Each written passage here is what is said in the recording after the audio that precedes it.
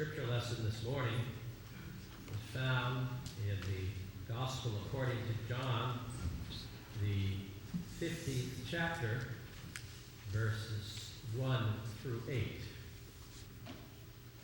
This passage takes place in the context of a number of different discourses that Jesus brings, in which he makes a number of I am statements. And from the perspective of a person who is familiar with the Hebrew Scriptures, to make these I am statements was rather a bold thing for Jesus to have done. I am being the name that God gives for himself to Moses way back in the time of prior to the Exodus. So this is one of the I am statements that Jesus makes. I am the real vine, and my Father is the gardener. He breaks off every branch in me that does not bear fruit, and he prunes every branch that does bear fruit, so that it will be clean and bear more fruit. You have been made clean already by the teaching I have given to you. Remain united to me, and I will remain united to you. A branch cannot bear fruit by itself. It can do so only if it remains in the vine. In the same way, you cannot bear fruit unless you remain in me. I am the vine, and you are the branches. Those who remain in me and I in them will bear much fruit, for you can do nothing without me. Those who do not remain in me are thrown out like a branch and dry up. Such branches are gathered up and thrown into the fire where they are burned. If you remain in me and my words remain in you, then you will ask for anything you wish, and you shall have it. My Father's glory is shown by your bearing much fruit, and in this way you become my disciples. May God add a blessing to the reading and the hearing of the word.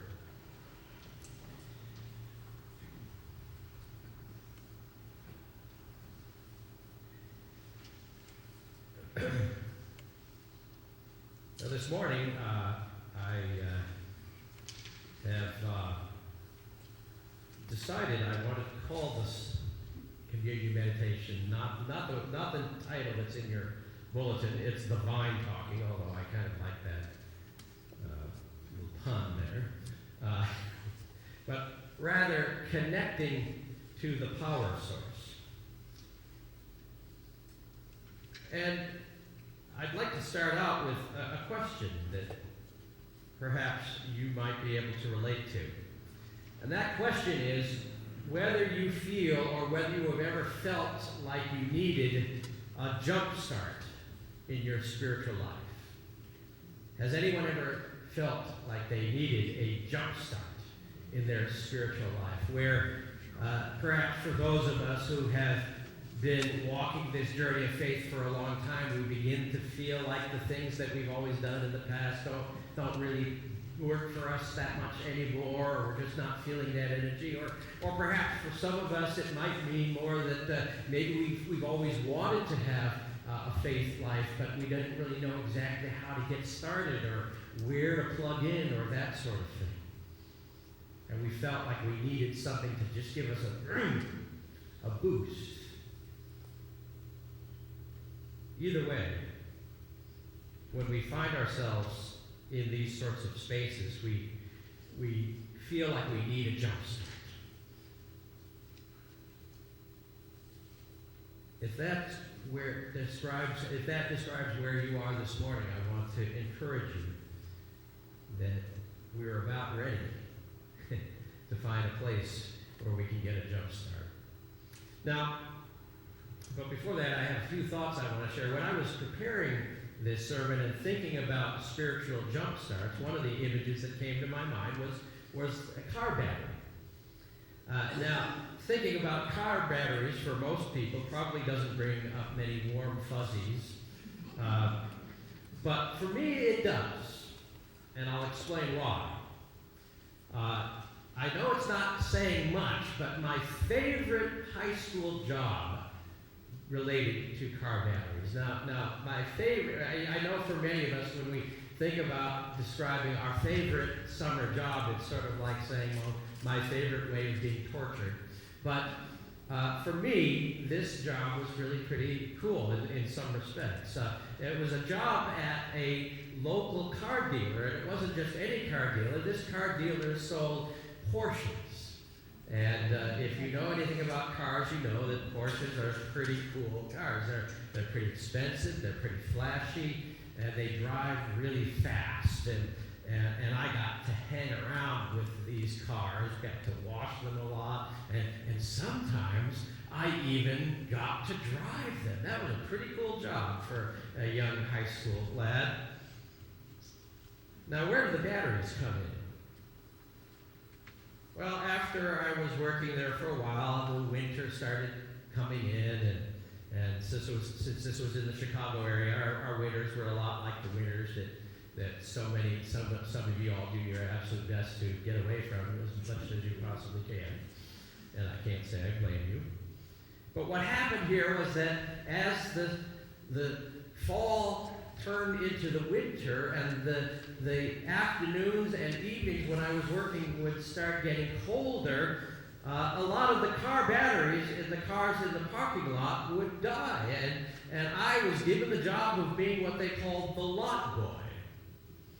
And all that meant was that 2 or 3 times a week, they would give me a whole bunch of keys.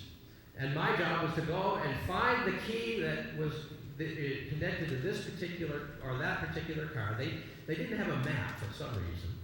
They were just sort of randomly placed somewhere on this rather large lot, and I had to go and find the key.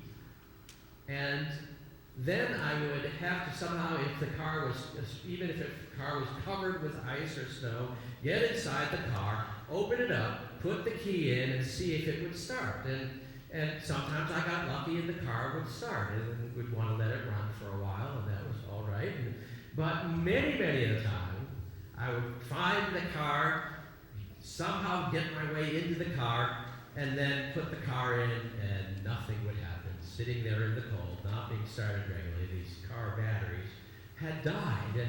And that's when the fun of being the lot boy really began. Because then what I had to do was somehow, in spite of all the snow and ice on there, get the car trunk, or the lid of the car, what do they call that?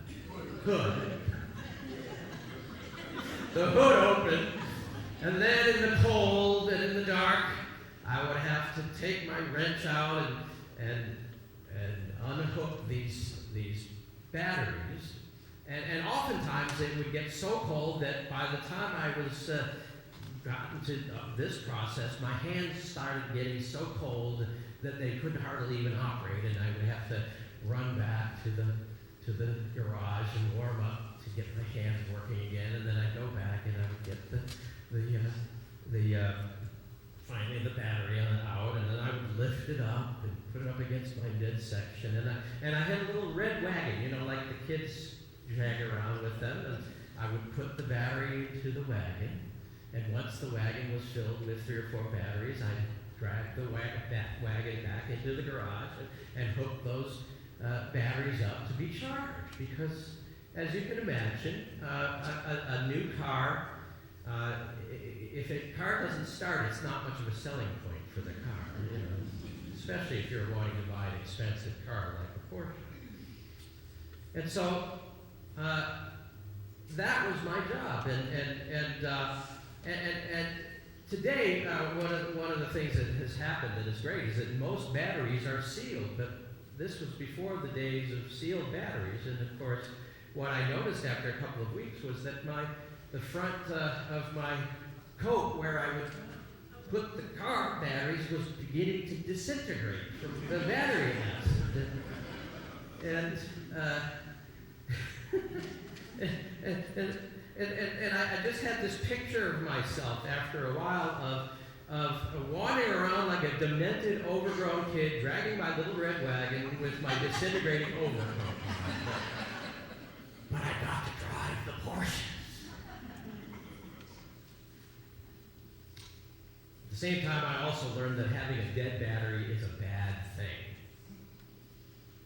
And that's true whether the dead battery is in our car or in our spiritual lives, in our hearts.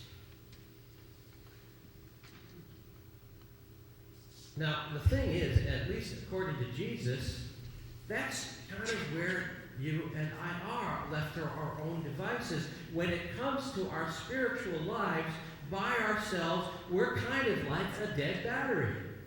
We can try all we want to turn the key, but there is no power in that battery to turn the engine over, to get anywhere, to make any progress by itself. A battery needs a charge, a connection to a power source outside of itself if it is going to have any power, any juice, any life. And so it is with us. Apart from being connected to a power outside of ourselves, we are not going to be able to start or restart our spiritual lives on our own.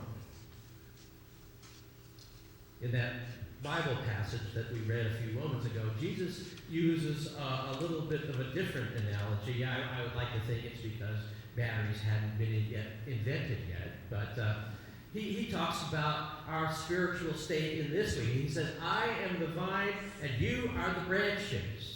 In other words, kind of like a battery that needs a power source, Jesus tells us that we are like branches, and branches are only able to bear fruit if they are connected to the larger entity, to the vine that brings all the food and the nutrients that the branches need. Disconnect the branch, and it will shrivel up and die. Jesus tells us that this is the way that it is with us. If Jesus is the vine, what we branches need to do is to be connected to him, for as he puts it, apart from me, you can do nothing. Now, I know in today's understanding of things and the kind of New Age world that we live in, there are lots of folks who believe that we do have some sort of power source within ourselves. Some even go so far as to say that we are part of God, or even that we ourselves are God. And if only we turn inward, we would find everything that we would need on our own. I just saw this, I'm ringing up my phone, which somehow magically has been charged. But one of my Facebook friends, this is a pastor, who posts this. It says, you are enough. You are so enough. It is unbelievable how enough you are. You've heard this kind of thing before, right? But that's not at all what I read Jesus saying. He's saying God is enough. You, in your own resources, do come to an end. You, in your own resources, do eventually run out of energy. You, in your own resources, eventually come to that point where you say, no, I am not enough. I need help. You see, we're not God as much as we would like to think that we are. And wouldn't it be convenient if we were? If somehow or another we had this sort of energy within ourselves. But if Jesus is right, if it is true that apart from him we can do nothing, looking inward makes about as much sense as a battery trying to recharge itself. The scriptures, of course, do tell us that we are made in the image of God, but they also tell us that something has happened that caused a break in our connection with God. And as long as we only look to ourselves, we are never going to be able to change that reality. I don't know about you, but that rings true in my experience. When I become self-reliant, when I look only to my own strength, I am not strong enough or good enough to do what I need to do. It works for a while to be self-reliant, and there's some things that are good about being self-reliant. But eventually, all of us, at some time or another, come to a place where we don't have the energy, when we are not enough, and we need to reach out for help. whether it be from another person or a doctor or a counselor or to God, or all of those things. You see, I've learned, and perhaps some of you have, that complete self-reliance is a dead end. It's almost like they were made that way, that we are incomplete within ourselves, that we are designed to not ever be truly complete without something outside of ourselves, something bigger than beyond ourselves, something other. After all, it only makes sense that if God had made us, if God wants to be in relationship with us, He would create us in such a way that we would need something only God could give us. I love what St. Augustine wrote. Maybe some of you have heard this. He said, God, you have made us for yourself, and our hearts are restless until they rest in you. Let me say that again, because it is very profound as far as I'm concerned. He says, God, you have made us for yourself, and our hearts are restless until they rest in you. And so Jesus tells us we need to search outside of ourselves to connect with an external power source. But here's the good news. God is not playing hide and seek with us. He wants to be found. In fact, if we look at the Christian story closely, if we understand what it means that Jesus took on flesh and blood, we realize that what is actually happening is that as much as we might be looking for God, in Jesus we see that God is even more looking for us and reaching out to us. He's got the key to your heart and my heart. And He wants to open us up and take us up in His arms, put us in His little red wagon, and bring us into a warm garage to be recharged. Now, when we come forward to receive communion today, wherever you are in your spiritual life, whether you need a complete jump start or just a little push, a little recharge, I want to invite you to see the communion rail as a circular recharging station where a connection to God's love is being offered to each one of us without limit, and where we can connect to the power that is flowing from the self-giving love of God that we experience in Jesus' offering of Himself to us, feeding us with His own body and blood. He wants to recharge. And as we take the bread and the cup, this is a chance for us to connect and to say yes to all that God wants to be and do for us in Jesus. Say yes to our need for something beyond ourselves. Say yes to letting go of the illusion that somehow we are enough, and to discover that as we let go of that illusion, we discover the reality that God is more than enough. Brothers and sisters, friends, the garage is open, and the juice